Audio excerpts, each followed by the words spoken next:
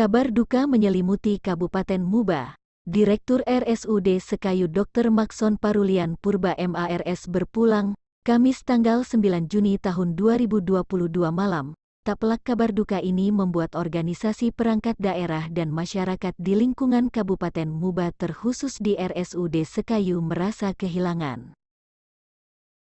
Suasana Jumat tanggal 10 Juni tahun 2022 pagi tampak jenazah Dr. Makson dilepas langsung oleh pejabat Bupati Muba Dr. Andes Haji Apriyadi dengan didampingi keluarga, para ASN dan seluruh karyawan RSUD Sekayu untuk diberangkatkan dan dikebumikan di pemakaman keluarga di Palembang.